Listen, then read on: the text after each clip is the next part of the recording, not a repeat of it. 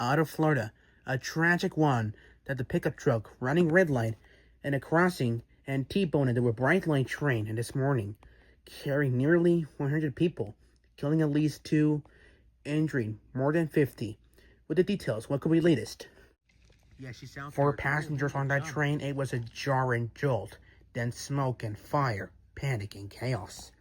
After the Brightline train was struck by a Jeep Gladiator, those on board, nearly 100 passengers and crew, scrambled to get out of the train, worried about explosion and fire spreading. So I was trying to get off the train, so I was jumping out of control. So when the Brightline train that was hit by a truck, I hear a big bump and large fire and exploded in flames. Conductor was traveling with his wife in a few car behind the one that was hit. He fell with the impact. So we're heading to Bay Area.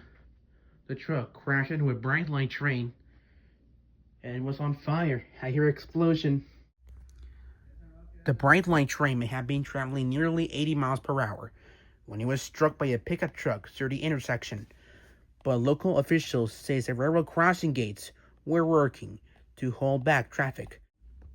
So it's unclear how or why the pickup truck smashed into a locomotive onto its side.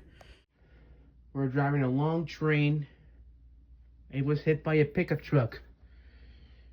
So the truck, he was decided to ran out of control and hit a Brightline locomotive. And it was a locomotive. 4 of the rail cars caught fire as passerbys on the highway stopped to help. Local and state police, fire, and rescue rushed to the scene. So did the military. Nearby Naval Air Station, Fallon sent helicopters to help evacuate the injured. After the passengers were being evacuated, so all of the rail cars were being catched fire. All of the rail cars caught fire after being hit by a truck. Around 4:10, I was running late, so I'm sorry about that. 114 on board suffered minor injuries. 40 were taken to local hospitals for treatment. Those who walked away from the wreckage could hardly believe their eyes.